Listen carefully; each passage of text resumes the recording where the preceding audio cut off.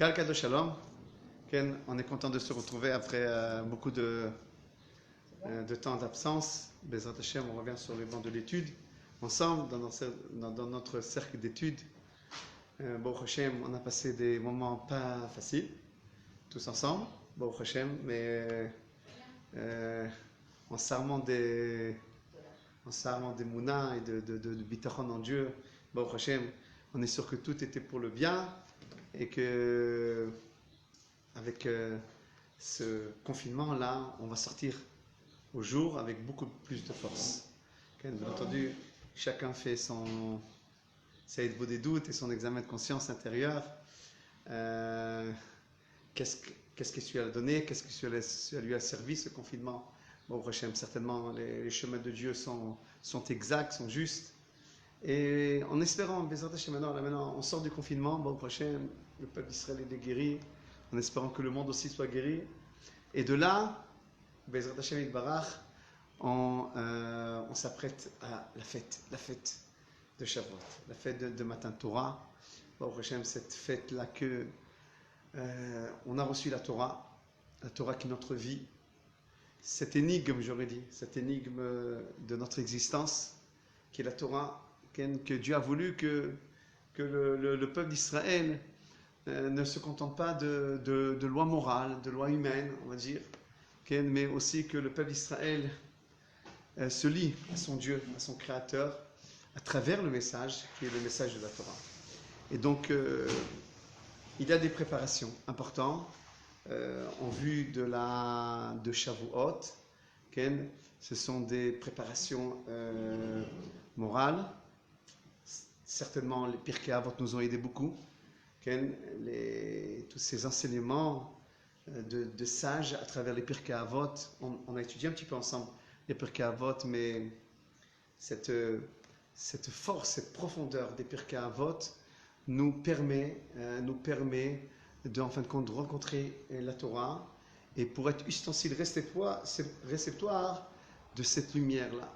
Parce qu'il n'y a aucune dimension spirituelle qui ne peut être atteinte rien que lorsque précède à cette dimension-là des qualités morales. Il y a un langage magnifique du Rav Kook dans Rat HaTshuva qui dit que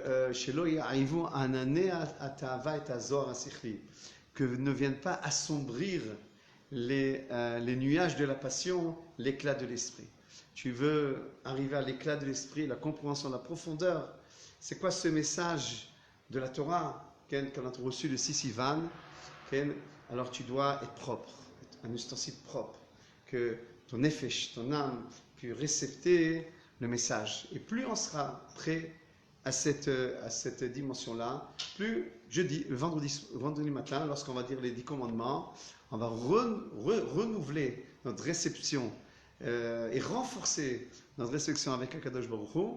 Et bien entendu, chacun, selon sa préparation de Pesach à Shavuot, dans l'amélioration des rapports humains, des rapports avec Dieu, des rapports moraux, selon son travail, alors il pourra récepter la Torah. Chacun à son niveau. Et je crois que dans ce sens-là, Dieu nous a donné quelque part un cadeau dans ce confinement, qu'on a pu arrêter un petit peu la course de la vie, que cette course de la vie souvent nous empêche une réflexion.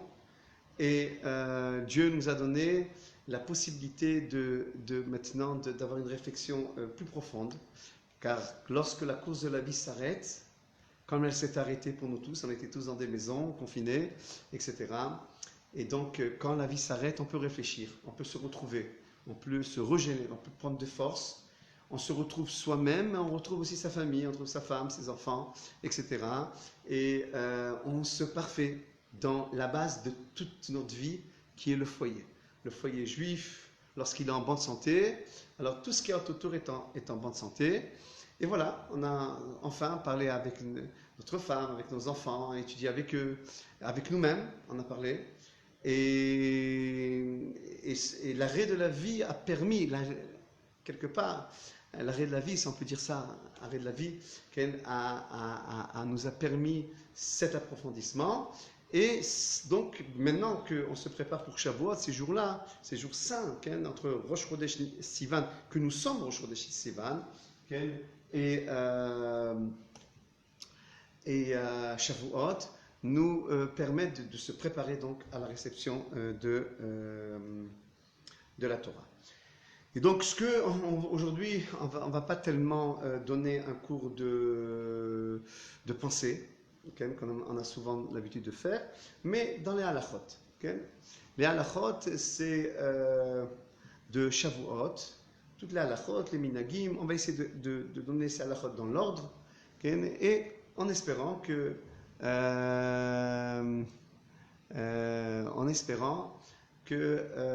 ça va faire profiter à beaucoup de monde ces mêmes halachot qui sont puisés du Shulchan Aruch, du Ben Ishraï, des maîtres contemporains.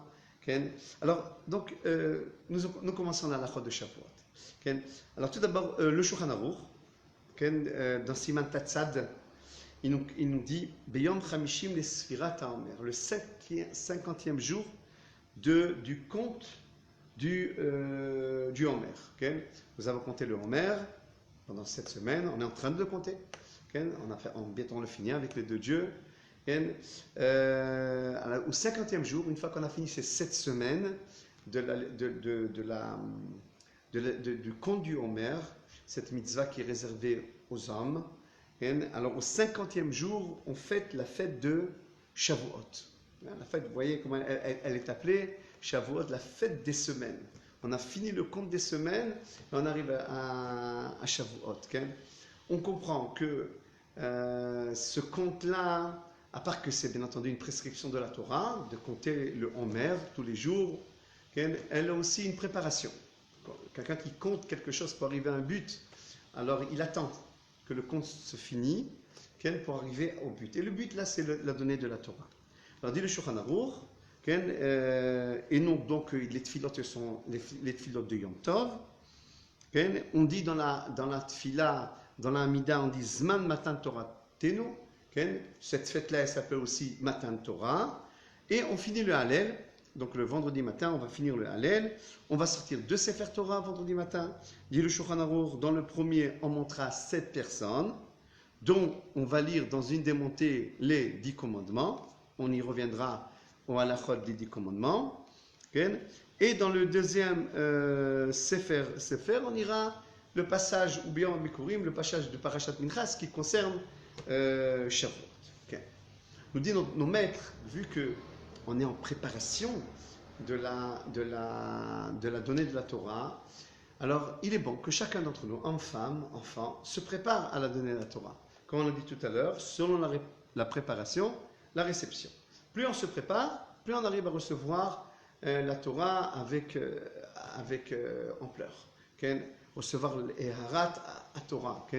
Alors, hier, un cours de notre maître, le Rav Mordechai, disait qu'il bénissait à Shavuot les gens en leur disant que vous avez à récepter la lumière de la Torah. Et donc, dans ces jours-là, il faut améliorer, encore faire des efforts à améliorer son comportement moral, se préparer spirituellement, se comporter comme, je vous lis, Begdusha ou Beta Hara. De se comporter avec pureté, avec Gdusha, avec sainteté dans ces jours-là. Et vu qu'on est dans les jours qu'on va recevoir la Torah, qu'on se prépare pour recevoir la Torah, on ne dit pas du Tachanun. Tachanun, vous savez ce que c'est, Chatati, Aviti, Pachati, tous les matins on le dit à Mincha. Là on ne le dira pas. Jusqu'à quand? Jusqu'au 12 Sivan, on n'en dira pas les Tachanunim. Et selon les maîtres Ashkenaz, jusqu'au 13 Sivan. Donc, on arrive à jeudi. Là, aujourd'hui, on est Rosh Chodesh Sivan, le premier jour de Sivan, donc Rosh Chodesh. On arrive j'arrive à jeudi. À jeudi, c'est la veille de Yom Tov. On va dire la halachot qui concerne la veille de Yom Tov, quelques halachot qui concernent la veille de Yom Tov, donc jeudi. Jeudi, on ne travaillera pas après Chatzot, après la moitié de la journée. On se préparera pour recevoir la fête de Shavuot, mais à moins que c'est les préparations de Shavuot. Tout ce qui concerne les préparations de Shavuot, de la fête de Yom Tov, on peut travailler même toute la journée, pour cuisiner, pour préparer toutes les préparations de Shavuot. Il y a aussi un beau minag, je vais essayer de mêler les halachot au minagim. Il y a un beau minag que dans les synagogues, on va embellir la synagogue avec des fleurs, avec des roses de toutes les couleurs. On va embellir le Sefer Torah, on va embellir la Teva aussi, et des endroits de Sefer Torah. C'est ce qu'on fait dans nos synagogues aussi, et dans beaucoup de synagogues, au Hashem. Et pourquoi? Parce qu'on dit que, deux raisons. Tout d'abord, on dit que le mont Sinaï était embelli de verdure et de fleurs lorsqu'on a reçu la Torah. Et la deuxième raison, le monde s'est parfumé de l'odeur de la Torah. Tout le monde a ressenti la beauté de ce parfum-là, qui est la Torah, qui est venue embellir et parfumer le monde entier de sa splendeur, de sa lumière. Okay? Donc c'est la raison, je répète, que dans les synagogues, on embellit donc on embellit les synagogues de verdure et de fleurs, de feuilles, en vue de Shavuot. Okay? Ceux qui ont l'habitude d'aller au coiffeur rien que la veille de Shavuot, comme les prescriptions du Harizal, je répète que aller au coiffeur, selon le Shulchan Aruch, déjà le lendemain de Lag BaOmer, on aurait pu aller au coiffeur, ceux qui se rasent la barbe, okay? Et selon le Rama, le maître des Ashkenaz, déjà à Lag BaOmer même, on aurait pu aller au coiffeur, mais selon le Harizal, on attend jusqu'à la veille de Shavuot. Donc, ceux qui ont attendu jusqu'à la veille de Shavuot, jeudi matin, iront au coiffeur, okay, pour se préparer aussi pour la fête. Okay? Il est souhaitable que la veille de Shavuot, quand l'après-midi déjà, je suis jeudi après-midi maintenant, que chacun d'entre nous va en mikvé, et trempe au mikvé pour se préparer à la fête. Alors, je comprends que peut-être il y a encore un problème dans les mikvaot, de se tremper, pour les hommes je parle, quand je parle pour les hommes maintenant, je parle du mikvé qui nous prépare à la fête. Alors je comprends qu'il y a un problème encore de se tremper, d'aller au mikvaot. Il y a certains mikvaot peut-être qui sont encore fermés, toujours à cause du problème du corona. Mais bon, Hachem, aujourd'hui maintenant que la maladie elle part de nous, bon, Hachem, beaucoup de mikvés ont ouvert, il y a qui permettent que 3 par 3, etc. Nous, par exemple, à la synagogue, on a décidé peut-être d'aller à la mer, okay, ça sera plus facile, mais renseignez-vous quels sont les mikvés qui sont ouverts, afin de tremper jeudi après-midi et se préparer pour la fête. Okay? Il y a une mitzvah importante cette année, okay, qu'on n'a pas la chance, le mérite de la faire chaque année, c'est Eruv Tafshilim. Je vais expliquer c'est quoi le Hénia de Eruv Tafshilim. On sait que cette année, vendredi c'est Yom Tov, suivi de Shabbat. Or, comme Shabbat ne prépare pas, on n'a pas le droit de faire des préparations de Shabbat à Yom Tov, on n'a pas le droit aussi de faire des préparations de Yom Tov à Shabbat. Si maintenant je veux cuisiner de Yom Tov à Shabbat, Yom Tov on peut cuisiner d'une flamme qui est existante. On peut passer de flamme en flamme et de réchauffer les repas et de cuisiner. On aura le jour de Yom Tov. Seulement, est-ce qu'on a le droit aussi de préparer le repas de Shabbat? Le repas de Yom Tov, on a le droit, mais est-ce qu'on a le droit de préparer aussi le repas de Shabbat? Alors, Chachamim dit on n'a pas le droit, à moins que tu aies fait Eruv Tafshilim. C'est quoi Eruv Tafshilim? C'est de commencer les préparations. Lorsque je commence, je cuisine pour Yom Tov jeudi après-midi, je cuisine aussi pour Shabbat. Je commence à cuisiner pour Shabbat. Et qu'est-ce que je fais? Je fais même deux petits plats, un pain et une salade, un pain et un œuf. Okay? Et ces deux petits mets-là seront le début de la préparation du repas de Shabbat. Et vu que j'ai commencé le repas de Shabbat jeudi, ce qu'on appelle Eruv Tafshilim, je peux le continuer vendredi, je peux continuer de préparer les mets vendredi pour Shabbat. Donc n'oubliez pas de faire Eruv Tafshilim jeudi, c'est une mitzvah qu'on a fait, on n'a pas la chance de la faire chaque année, c'est bien de la faire et on est en train de de l'expliquer. Alors on a dit, comment on fait Eruv Tafshilim? On prend un bout de pain, au moins de kabetza, de 60 grammes. On prend un peu de salade à côté de nous, un peu de salade ou un œuf. On les prend, nous, on sait que maintenant, c'est ce pain et cette salade-là, ou ce pain et cet œuf, ils vont nous servir pour le repas de Shabbat, puisque c'est le début de la préparation de Shabbat. Je les prends et je fais une bracha. Al mitzvat eruv, sur la mitzvah d'eruv, et je dis une phrase, par ce eruv, je pourrais cuisiner, enfouiner, je pourrais allumer les bougies de Yom Tov à Shabbat, je peux cuisiner de Yom Tov à Shabbat, je peux allumer les bougies de Yom Tov à Shabbat,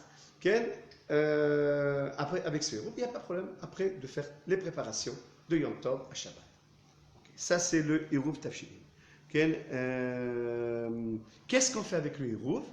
Vu que c'est le début de la Seuda de Shabbat, eh bien, on se sert de ce eruv-là, on utilise pour les repas de Shabbat. On prend par exemple le pain, on en mangera vendredi soir, la salade, on la mangera à Seuda Shlishit par exemple. Voilà, on s'est servi du eruv tafshilim pour les repas de Shabbat. Si quelqu'un a oublié de faire le eruv, ou bien quelqu'un a fait exprès, il savait qu'il fallait faire un eruv, il n'a pas fait, alors il peut compter sur le eruv, c'est pas bien, s'il a fait exprès, c'est pas bien, c'est clair, c'est pas bien, mais le rab de la ville, lui, il fait le eruv pour toute la ville, il pourra compter bidiavan sur le eruv du rab de la ville, mais comme on le dit, dommage de ne pas saisir cette mitzvah et de la faire comme il faut, surtout qu'il a mal fait de compter directement les quatrilas sur le eruv du rab, donc c'est bien que chacun d'entre nous fasse son eruv. Même une femme peut faire cet eruv, peut faire la bracha et dire la phrase à quoi va nous servir le eruv. Quelqu'un qui est invité pendant toute la fête, il n'a pas besoin de faire de eruv. Il n'a pas besoin de faire de eruv. Il est invité, il dépend, il peut même cuisiner ils peuvent cuisiner ensemble, puisqu'il est invité, il dépend du eruv de celui qu'il a invité. Mais vu que quand même, maintenant, le problème est souvent, on est invité pour manger, même pour tous les repas, mais on allume les bougies chez nous à la maison. Par exemple, la personne, elle va allumer chez elle les bougies de Shabbat, et rien qu'après, se présenter chez l'hôte. Okay? Alors maintenant, comment je vais allumer les bougies de Yom Tov à Shabbat? Je n'ai pas fait d'eruv. Alors là, on lui dit, vu que tu vas allumer les bougies de Yom Tov à Shabbat, chez toi à la maison, et tu vas que manger là-bas, alors tu feras le eruv, mais sans bracha. Quand on fait le eruv sans bracha, quand il y a d'autres préparations que d'allumer, il y a le repas préparé, il y a tout de Yom Tov à Shabbat, alors là, il faut un eruv, comme je l'ai expliqué. Mais si c'est rien que pour allumer, les bougies de Yom Tov à Shabbat, alors à ce moment-là, c'est suffisant de faire le eruv, mais cette fois-ci sans bracha. Voilà, c'est ce qui concerne les eruv. Je recommande à re-entendre ce que j'ai dit. Je l'ai dit un peu vite. Et leur donner ce eruv là, c'est une mitzvah importante qu'on a la chance de la faire cette année, comme je l'ai dit. L'allumage des bougies de Shavuot. Donc, on allume les bougies de Shavuot jeudi soir, et les bougies de Shabbat vendredi soir. Vendredi avant, bien entendu, avant la Shkia. Okay. Alors, comment procédons pour l'allumage des bougies de Shavuot de Yom Tov? Vous savez qu'en ce qui concerne l'allumage des bougies de Shabbat, il y a une discussion entre les Chachamim. Est-ce que d'abord on fait la bracha ou après on allume? Ou d'abord on allume et après on fait la bracha? Ce qui concerne Shabbat. Okay? Par exemple, nous, notre minhag est Shabbat. D'abord on allume, après on fait la bracha. Yom Tov, tout le monde, d'abord fait la bracha et après allume. Ça c'est premièrement. Donc, le Yom Tov, donc jeudi soir, avant l'entrée de la fête, okay, on va allumer, à l'heure qui est marquée dans les calendriers, on va allumer les bougies de Yom Tov, d'abord la bracha, après l'allumage. Mais il y a une autre discussion. Est-ce qu'on va faire Shechianu? Okay. Alors là, qui disent que chaque fois que l'homme dira Shechianu dans le Kiddush, la femme dira Shechianu dans l'allumage des bougies. Il y a qui disent non, on ne fait que Shechianu dans le Kiddush. Notre minhag à nous, c'est de faire Shechianu dans l'allumage des bougies. Okay? Et donc, quand on dira Shechianu, d'abord on dira la Dikler chez Yom Tov, après Shechianu, et après on allumera les bougies de Yom Tov. Une femme qui n'a pas allumé les bougies de Yom Tov, je précise de Yom Tov, pas de Shabbat, de Yom Tov, dans l'heure qui est marquée dans le calendrier, l'entrée de la fête, elle peut allumer jusqu'avant le Kiddush. Il y en a même qui disent qu'il y a un minhag d'allumer avant le Kiddush. Mais à ce moment-là, il y a une différence. Si je l'allume avant la tombée de la nuit, dans l'heure qui est marquée sur le calendrier, je peux l'allumer avec une allumette, allumer et tout simplement allumer l'allumette et allumer les bougies. Il y a qui dit, mais vu que maintenant je suis dans la fête, j'ai pas eu le temps, elle n'a pas eu le temps d'allumer les bougies de Yom Tov à l'heure qu'elle a l'habitude, disons, et elle veut l'allumer avant le Kiddush, elle peut, mais seulement là, elle ne pourra pas allumer une allumette, mais elle allumera, donc l'allumette, disons, elle la prendra à l'envers, elle allumera de la flamme existante déjà. De là, je passe à cette même fameuse flamme existante. Chacun d'entre nous doit, jeudi après-midi, préparer une bougie de 48 heures qui nous permettra d'utiliser de feu en feu cette flamme existante, qui nous permettra d'allumer les bougies de Yom Tov si on a tardé, nous permettra de cuisiner le repas de Yom Tov et de Shabbat, bien entendu, qu'on peut cuisiner de Yom Tov à Shabbat avec le Hérouf Tavshilim, comme on l'a expliqué tout à l'heure. Alors n'oubliez pas cette bougie donc de 48 heures. Maintenant, vu que Yom Tov et Shabbat se suivent, il faudra préparer 2 jeux de bougies. Le premier jeu de bougies qui nous permettra d'allumer les bougies de Yom Tov, et le deuxième jeu de bougies qui nous permettra d'allumer les bougies de Shabbat. Bien entendu, je précise que Shabbat, les bougies de Shabbat doivent être allumées avant la Shkia, dans l'heure qui est marquée dans les calendriers, et bien entendu pas après la Shkia, bien entendu. Ça, c'est donc l'allumage des bougies, la préparation des 2 jeux, l'allumage, la préparation de cette bougie de 48 heures, Shechianu, etc., etc. Ok, on arrive à jeudi soir. Donc jeudi soir, qu'est-ce qu'on mange? Alors on est à la synagogue, jeudi soir, Yom Tov, prière de fête, on rentre à la maison, qu'est-ce qu'on va manger? On va manger bassari, on va manger chalavi. Okay? Alors on sait que d'une manière spéciale, particulière, c'est la fête, à la fête Shavuot, on mange aussi chalavi. Quand on mange chalavi, c'est bien entendu des quiches, des pizzas, du pain, des fromages, etc. Il y a un minhag comme ça de manger chalavi. Un des repas, le manger chalavi. Pourquoi? Il y a plusieurs raisons. Une des raisons que la Torah est comparée au lait. Et une autre raison, c'est qu'à Shavuot, on a l'habitude d'amener 2 pains au Beth Amikdash, amener 2 pains. Amener 2 pains, on offrait 2 pains au Beth Amikdash. Et vu qu'on offrait 2 pains, donc c'est comme si c'était 2 repas différents. Et pour symboliser les 2 pains et commémorer les 2 pains qu'on offrait au temps que le Beth Amikdash il existait, alors on fait aussi 2 repas. Alors 2 repas différents. Il y avait 2 pains, 2 repas différents. Alors un repas de viande et un repas de lait. Qu'est-ce qu'il faut commencer jeudi soir? Par le repas de viande ou le repas de lait? Faites comme vous voulez.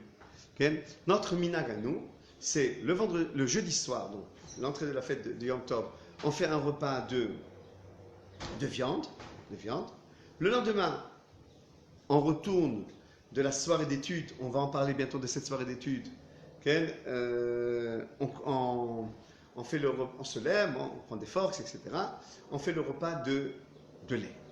Bien entendu, un repas consistant, un repas de kavod, faire kavod à Yom Tov, etc. Maintenant, quelqu'un qui dit, moi, j'aime pas le lait. Alors, il peut faire ce qu'il veut. Il peut faire 2 repas de viande, mange. Le principal, c'est que c'est bon. C'est bon pour toi. Okay? Il y a une petite anecdote qu'une fois, notre maître, le Rav Mordechai Eliyahu, il est rentré à la synagogue. Et dès qu'il est rentré, il avait que les gens s'est disputé. Ouais, on fait du lait, on fait pas de la viande. Nous, on mange que de la viande. C'est quoi ce lait? Alors, on lui a dit, Rav, qu'est-ce qu'il faut faire? Du lait ou de la viande pour Shavuot? Alors, il dit, moi, je mange ce que ma femme fait. Voilà, c'est tout. Alors, cassez-vous la tête. On peut faire ce qu'on veut. On peut faire ce qu'on veut du moment que c'est bon. Mais voilà, le minag, c'est de rentrer un repas de lait, c'est pas obligatoire. Ces minag-là, il y a qui ne sentent pas la fête quand ils mangent un repas de lait. Okay, nous, on a ça. En vérité, on a ça parce qu'on fait un repas très très beau de lait, avec des quiches, avec des pizzas, avec des salades, avec des fromages, etc. Donc, on le sent d'une manière particulière. Donc, il n'y a pas de problème avec ça. Ok. Bien entendu, peut-être c'est une occasion, on ne le fera pas maintenant, mais c'est une occasion que chacun d'entre nous rentre et s'approfondit dans les halachot qui concernent la séparation entre le lait et la viande, combien de temps on doit attendre, etc. Toutes les halachot qui concernent le lait. Peut-être on peut introduire aussi le lien de Chalab Nochi. Vous savez que c'est le lait qui n'est pas chamour. Nos maîtres étaient très pointilleux sur ce lait-là qui soit chamour, etc. On peut introduire tous les halachot qui concernent le lait, la séparation entre le lait et la viande. Si on veut manger dans une même table du lait et de la viande, comment on doit mettre une nappe pour chacun de ceux qui mangent, ou bien un objet reconnaissant entre celui qui mange le lait et celui qui mange la viande. Il y a toutes les lois qu'on s'est trompé et on a mis un repas de viande dans un four quand on a fait du lait il n'y a pas longtemps. Il est propre le four, on a fait un repas, donc il y a un problème. Toute l'histoire de Cheskat Bassarit, Cheskat Halavi. Peut-être, voilà, à Yom Tov, Shavuot, introduisez, ouvrez les livres des poskim, les poskim que chacun a l'habitude d'aller selon leurs prescriptions, et là-bas, vous allez rencontrer un monde de lait, viande, et on sait que c'est de la Torah, c'est il est interdit de manger, il est interdit de cuisiner, il est interdit de profiter. 3 fois c'est marqué dans la Torah, des fois l'interdiction elle est des Chachamim, des fois l'interdiction elle est de la Torah. C'est bien de savoir les halachot, surtout à Shavuot, qu'on a l'habitude de manger ces deux repas. Okay. Ça c'est ce qui concerne donc le lait et la viande. Maintenant, la veille de Shavuot, la veillée de Shavuot, elle est très importante. Okay. La veille de Shavuot, je vous explique, on se rappelle ce que c'est. Okay. La veillée de Shavuot, c'est une veillée que toute la nuit, on est éveillé à partir de 11h, à partir de 10h, minuit, chacun selon sa communauté, et on étudie toute la nuit. Et beaucoup d'entre nous vont étudier toute la nuit, ils vont faire la tfila Onet Sachama, et vont prier Shacharit, on va lire les 10 commandements, Shacharit, le Hallel, les 10 commandements, Moussaf, ils vont se reposer, après ils se lèvent pour faire le deuxième repas de Shavuot. Okay. Maintenant, comment on opère dans cette... Qu'est-ce qu'on étudie?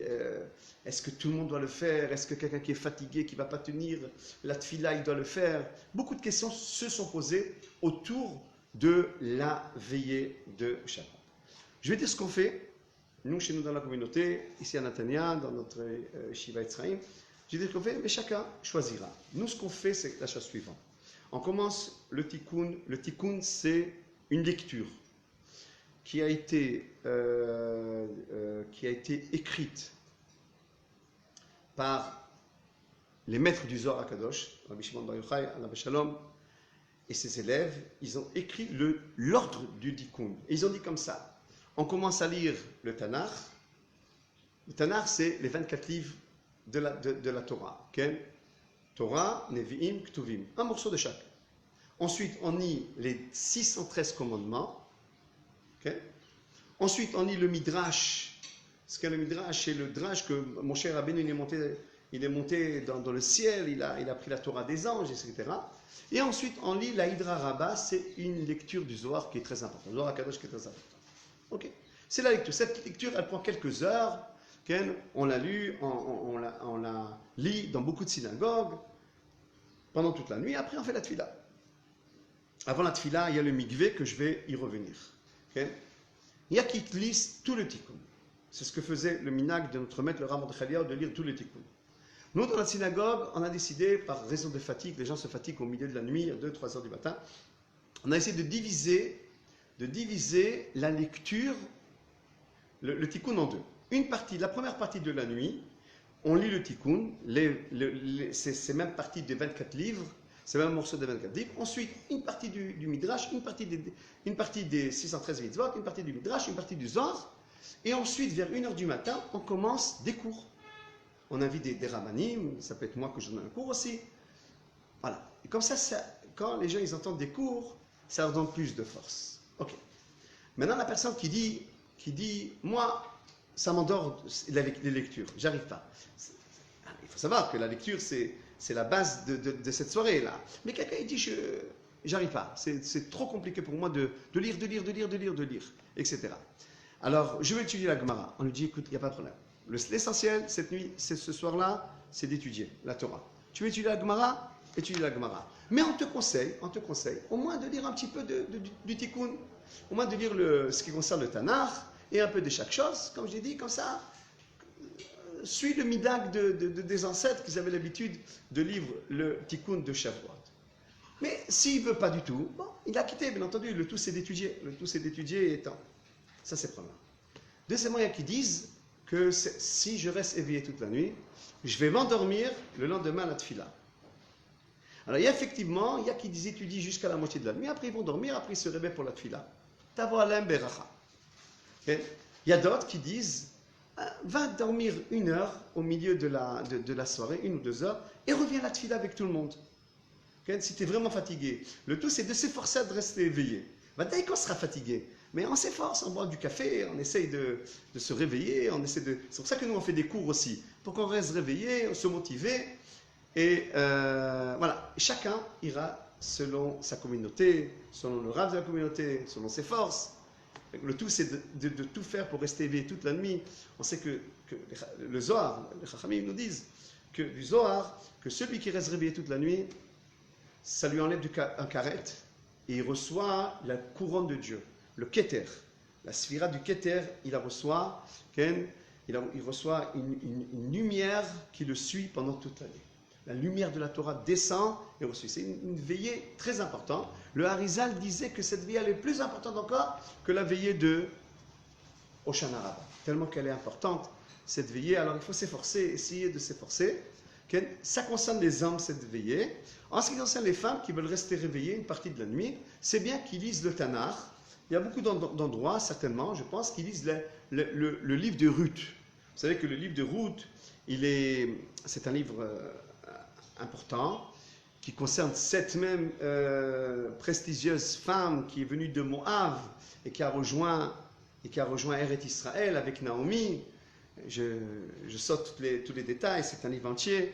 Et qu'en fin de compte, elle a fait naître avec Boaz, elle s'est mariée avec Boaz. Ils ont fait naître un tzaddik qui s'appelait Oved, qui ont fait naître un autre tzaddik qui s'appelait Ishaï, que Ishaï a fait naître le roi d'Israël, David Melech Israël. Et vu que la Eloula de David Amelech, elle est le 6 Sivan, il est né David Amelech le 6 Sivan, et il est mort le 6 Sivan, 70 ans entiers, plein de ce roi-là, le plus grand roi de tous les temps. Alors donc, on lit le livre de Ruth qui concerne la naissance de David Amelech, qui concerne, on arrive en fait compte, à la naissance de David Amelech. Alors si les femmes veulent s'organiser entre elles pour lire le livre de Ruth, c'est bien. Aussi, beaucoup lit le livre de Tehilim. Pourquoi? Pour la même raison. Tehilim, c'est le livre des louanges qu'a écrit David Amelech. Il a écrit David Amelech. Donc, le jour de Shavuot, c'est bien de lire le jour de la Eloula de David Amelech. C'est bien de lire le livre de Tehilim. C'est bien toujours lire le livre de Tehilim. Il protège énormément. Il élève la personne. Surtout quand on contemple, comme le Messilat Yesharim dit, que lorsqu'on contemple le livre de Tehilim, on s'approche énormément d'Akadosh Baruch Hu. Donc certainement le jour de la Eloula de David Amelech, il est bon de lire le livre de Tehilim. Voilà, ça c'est en ce qui concerne le Tikkun. Il y a aussi une mitzvah importante. Une mitzvah environ avant 4 heures du matin. Il y a une lumière qui vient du Keter aussi, qui vient du Keter, et qui s'appelle le 50e degré de Gdusha, qui descend à Shavuot. Quand? Un peu avant l'aube, le lever de l'aube. C'est environ vers 4 heures. Chacun vérifie dans son calendrier et dans la ville où il se trouve l'heure de l'aube, à l'Otashachar. Avant ce temps-là, descend une grande lumière et on arrive à l'obtenir, cette grande lumière-là, lorsque... On arrive à l'obtenir, cette lumière-là, lorsque on trempe au mikvé, quelques minutes avant l'aube, avant la levée de l'aube, on trempe au mikvé, là on arrive à faire descendre cette lumière et se la poser et se l'intégrer à l'intérieur de nous lorsqu'on va au mikvé. D'abord ça réveille, d'abord ça réveille et c'est une très très grande mitzvah. Maintenant, encore une fois, on a discuté à la yeshiva où on va aller au mikvé. Il y a des mikvot qui sont encore fermés et même ceux qui sont ouverts, ils laissent passer 3 par 3 par rapport, même si on est à la fin de la maladie, mais encore il y a qui sont dans le traumatisme et dans la crainte, etc. C'est pas notre sujet. Et donc, on a décidé, d'aller à la mer, à la Tania Baruch Hashem à la mer. On va dans un endroit discret, pudique. Et là-bas, on pourra tremper, qu'est-ce qu'il y a à 4 heures du matin. Et donc, on trempera ou bien à la mer, ou bien peut-être dans un mikvé qu'on trouvera ouvert. Mais c'est bien de venir avec sa serviette, organisée. Je conseille à tout le monde de faire cette grande mitzvah, ou faire des efforts de cette mitzvah. À moins que, des fois, il y a des personnes qui disent, moi, je ne peux pas aller au mikvé dans trempe. Chacun fera ses calculs. Mais sachez-le, c'est une grande mitzvah. Après qu'on est trempé au mikvé, on revient. Donc, on a passé une nuit chargée, Baruch Hashem. Baruch Hashem, on a étudié donc, le tikkun de Shavuot, et ensuite on a trempé au mikvé, et ensuite on va faire la tfila de Shacharit. Ensuite on rentre se reposer, on attaque le deuxième repas. Une seconde.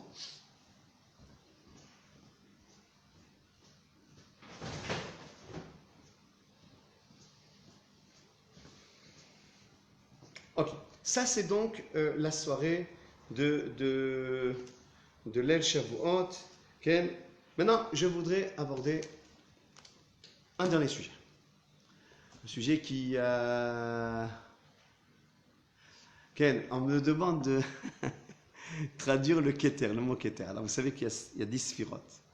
Bien entendu, la Kabbalah, elle n'est pas Pascal Benaïm.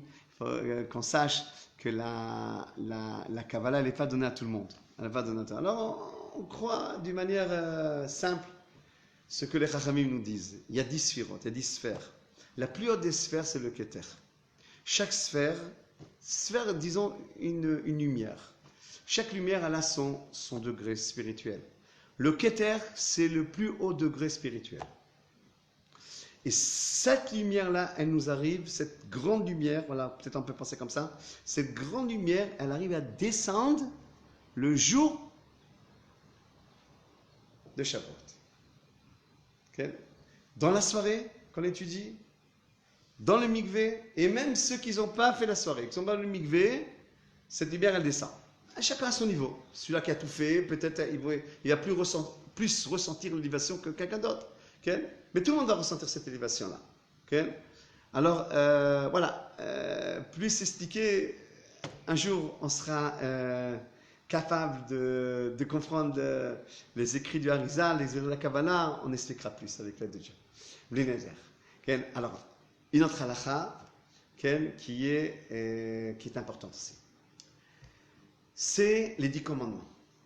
Alors, nous savons que le vendredi matin, nous lisons les 10 commandements, nous ouvrons le livre de Shemot, Parashat Yitro, et là-bas, nous lisons les 10 commandements, parce que ce jour-là, nous avons reçu les 10 commandements. Le 6 Sivan, l'an 2448 de la création, le mois de Sivan est appelé le 3e mois, après Nissan Iyar, Sivan, le 6 Sivan, 2448 de la création du monde, nous avons reçu ce cadeau magnifique d'Akadosh Baruch Hu, cette révolution que notre vie a subie, notre vie nationale, et dans la nation, chacun d'entre nous, Et on a reçu donc la Torah. On renouvelle cet événement-là en relisant chaque année, à Shavuot, le moment où on a reçu les 10 commandements, on va lire les 10 commandements. Chaque fois le 6 Sivan, à la même date. Okay? Alors je vous rappelle que lorsqu'on dit on a reçu la Torah, c'est pas toute la Torah qu'on a reçue, parce que la Torah, elle n'a pas été toute écrite au moment qu'on a reçu les 10 commandements. On est à peine au début des 40 ans dans le désert, il y avait beaucoup d'événements. Quand on est en train de lire le livre de Bamidbar, tout ça, ça va être écrit dans la Torah. Et c'était tout cela après le 6 Sivan, après la réception de la Torah. Alors qu'est-ce qu'on a reçu? C'est quoi maintenant la réception de la Torah? On a reçu les 10 commandements. Depuis je suis l'Éternel de ton Dieu, jusqu'à tu ne convoitises pas. Les 10 commandements, il est bon de les apprendre et de s'approfondir. Maintenant, ça, je pense qu'elle ne se contredit pas que le fait qu'on a reçu la Torah, parce que le Rav Saadia Gaon nous enseigne que dans les 10 commandements sont englobés toute la Torah. Les 613 mitzvot sont dans les 10 commandements. Alors on peut dire qu'on a reçu vraiment la Torah? En potentiel, au moins, on peut le dire.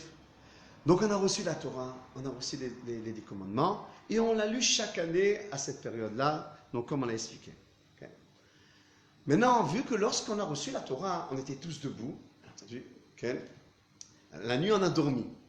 La nuit on dormait, Moshe Rabbeinu il est venu nous réveiller. C'est, entre parenthèses, c'est une des raisons que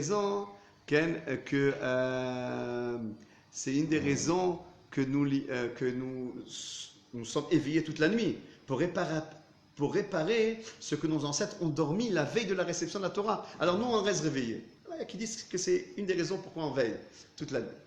Okay? Selon le Pshat. Okay?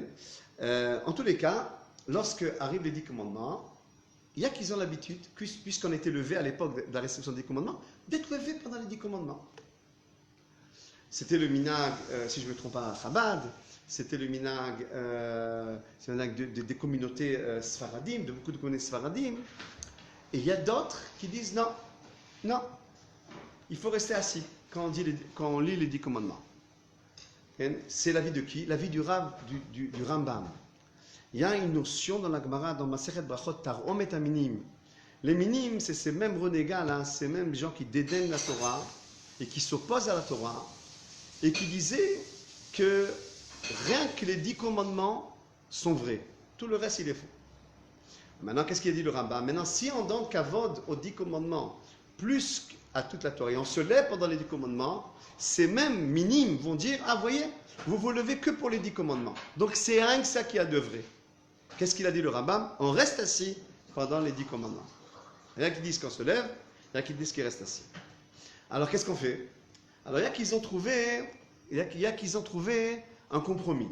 Il y a qu'ils ont dit, on fait monter le rabbin pendant les 10 commandements. Tout le monde se lève. En honneur de qui? En honneur du rabbin. Et après, on reste debout, okay, dans les 10 commandements. Mais en vérité, on s'est levé pour qui? Pour le rabbin. Et on reste debout. Il y a qui disent que c'est une sorte de compromis pour montrer qu'on ne s'est pas levé vraiment pour les 10 commandements. Mais on s'est levé pour le rabbin. Alors qu'est-ce qu'on fait? Qu'est-ce qu'il faut faire? Ben, chacun fera selon sa communauté, selon le minag de ses parents. Par exemple, le Chida Kadosh, le Chida dit qu'il faut, on peut se lever. Le Rav Mordechai, le Rav Adi Yosef disent qu'il faut être assis. Okay? Mais ce compromis que je vous ai dit, je l'ai entendu aussi du Rav Mordechai, de faire monter le Rav et de rester debout. Okay? En tous les cas, chacun fera selon le minag de sa communauté, selon ce que le Rav dira, et le Rav doit aller, bien entendu, selon le minag de la communauté où il préside. Mais en tous les cas, en aucun cas, il y aura des divergences dans les synagogues. La divergence, elle est pire que toutes les halachot. Que tous ces halachot. Si maintenant on va se disputer, est-ce qu'il doit se lever, on doit s'asseoir, et la moitié se lève, et la moitié se reste debout, etc., on a perdu l'essentiel. L'essentiel. La hardout, l'unité du peuple d'Israël, c'est un principe qui est essentiel, beaucoup plus que cette halakha. Est-ce qu'on doit se lever ou pas se lever? Malgré que toutes les halakhot sont importantes. Alors de ne pas se disputer. Ne pas se disputer en aucun cas. Si pendant toute cette période-là, on a pris les Pirkei Avot, on s'est préparé, surtout on a eu le temps de se préparer. confinés dans notre maison, alors c'est pour recevoir la Torah avec une conscience humaine, avec une conscience morale qui nous permet de respecter la Torah, comme je l'ai expliqué, tout à l'heure. En tous les cas, je voudrais finir et dire, avec l'aide de Dieu, voilà, on a vu les halachot de Shavuot, bien entendu, j'ai donné une goutte dans l'eau, chacun doit élargir, mais au moins, on a dit là-bas, je crois, de toutes les préparations de la fête. Bien entendu, il faut toujours élargir les halachot, mais je voudrais finir par quelque chose qui concerne ce confinement-là, qu'on a, cette période difficile, qui nous a pas, tout le monde a ressenti Pessah. On était dans une tension terrible, si vous vous rappelez, et on espère, Bezrat Hashem, que Shavuot, on va le ressentir, et Baruch Hashem, on est revenu avec des nouvelles forces. Mais je vais vous dire quelque chose que j'ai expliqué dans ma communauté où je me trouve. Que les tzadikim, qui ont confiance en Dieu et au chemin de Dieu, ils ne sont pas troublés par les épreuves que Dieu amène dans ce monde-là. Ils sont toujours égaux à eux-mêmes dans toutes les situations et dans toutes les épreuves. Vous savez qu'Avraham Avinu, quand Dieu lui a dit « Va amener Yitzhak à l'autel et sacrifie-le ». Avraham a tout de suite dit « Je suis avec toi, Dieu, c'est ce que tu me dis ». Avraham aurait pu contester, mais je ne comprends pas. Yitzhak, c'est la continuité du monde. Si Yitzhak part, le monde finit. Et tout le travail que j'ai fait, aurait pu dire Avraham Avinu, à quoi ça a servi? À quoi ça a amené pour tuer maintenant cet enfant-là? Lorsque cet enfant-là, Yitzhak, a dit à son père, mais où il est le sacrifice, où il est le bélier à sacrifier? Il lui fait sous-entendre, c'est toi mon fils, le bélier. Yitzhak n'a pas contesté, n'a même pas eu des rumeurs, des pensées. Mais qu'est-ce que Dieu nous fait là, non? Les tzadikim sont toujours égaux à eux-mêmes. Avant l'épreuve, pendant l'épreuve, après l'épreuve.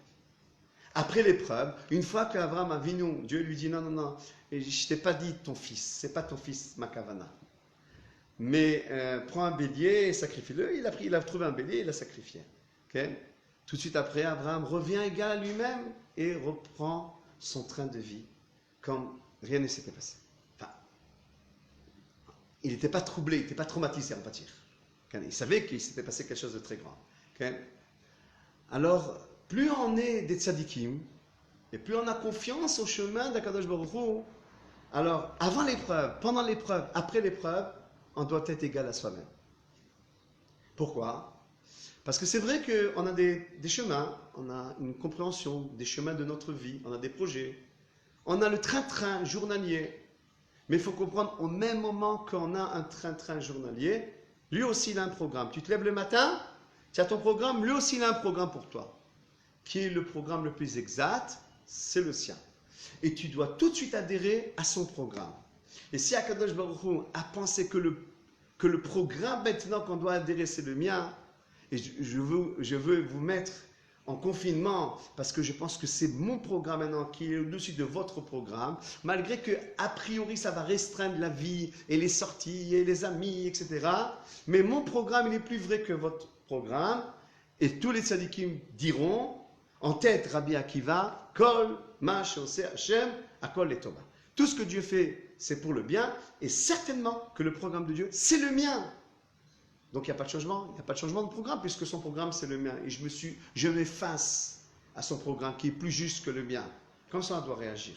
Et lorsque toute la vie on réagit comme ça, chaque fois qu'il y a une épreuve, chas v'shalom, qu'on n'a que des bonnes choses, chaque fois qu'il y a une épreuve, chaque fois qu'on a une épreuve, alors il faut réagir de cette manière-là, avec émouna, avec confiance que c'est le mieux que ce que Dieu il est en train de faire. Et ceux qui ont été déçus, et ils ont voulu que le Mashiach vienne, on entendait tous le Mashiach, il y avait une ambiance de Mashiach, il va venir le Mashiach, je peux vous le rassurer, c'est un des 13 principes, et on l'attendra jusqu'à qu'il arrivera, il arrivera très bientôt, mais Dieu, il ne nous doit rien, il fait ce qu'il pense, c'est lui le maître du monde, c'est lui qui programme le monde, okay? Et si Dieu nous a mis en épreuve, et aussi dans cela, okay? C'est pour qu'il nous mette en attente encore plus, en languissement encore plus, que le Mashiach se dévoile. Une fois, je finirai par cela, une fois il y avait une personne qui était en bas de la synagogue, et qui était un petit peu triste à l'heure de Mincha. Alors je lui dis, qu'est-ce que tu as? Il me dit, moi je suis triste, le Mashiach n'est pas encore venu. Alors je lui dis, le Mashiach n'est pas à sa place, mais Dieu il reste à sa place. Il me dit, qu'est-ce que tu veux dire par là? Et il dit, maintenant c'est Mincha, ça arrive vite. Et le service de Dieu journalier, il est très très important. Il est rempli de lumière. Le Shabbat est très important. Shavuot est très important. C'est sûr que quand il y aura le Mashiach, les lumières seront encore plus grandes. Mais chaque jour que Dieu a créé est très important puisque Dieu l'a créé. Alors certainement que il est très important. Alors nous, on va vivre avec Akadosh Baruch Hu, avec une grande émouna, avec une grande confiance en Dieu. Baruch Hashem, cette maladie-là qui s'appelle le corona est en train de disparaître. Et un jour, on écrira des livres et des livres sur les miracles qu'on a vus en terre d'Israël pendant cette période-là, comment le peuple d'Israël, la terre d'Israël, elle a été protégée. Il y a un grand Rosh Yeshiva de Bnei Brak, qui est le Rav Eldenstein, Rosh Yeshiva de Ponovitch. On lui a demandé pourquoi on a vu de nos yeux pendant le corona que en Eretz Israël on a été protégé de cette épidémie d'une manière miraculeuse. Bien entendu, on envoie de là toutes nos sympathies, tout notre amour à tous nos frères et toutes nos consolations à tous nos frères du monde entier. Mais on a vu de nos yeux comment Dieu protège la terre d'Eretz Israël. On lui a dit, mais de quoi émane cette protection? Vous savez ce qu'il a dit? Rosh Yeshiva de Ponovitch de Bnei Brak, le Rav Eldenstein, il a dit Sruta de Eretz Israël, le Srut de la terre d'Israël. C'est ce qui a protégé. On est dans une terre que Dieu protège. Et ça, on le voit depuis qu'on est revenu sur notre terre. Tout le temps, on l'a vu, mais certainement depuis que le peuple d'Israël est revenu sur la terre, les guerres qu'on a gagnées, les épreuves qu'on a subies, on a vu la main d'Akadosh Baruch Hu. Et là aussi, on a vu la main d'Akadosh Baruch Hu. Alors, Bavada, que Dieu protège tout juif dans le monde entier.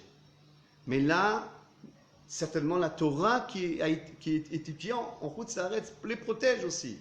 Mais là, il y a une protection qui est au-delà de toutes les protections. C'est Sruta d'Eretz Israël. Le Srut d'Eretz Israël. Le Srut d'être ici. Okay? C'est une terre qui protège ses habitants d'une manière miraculeuse.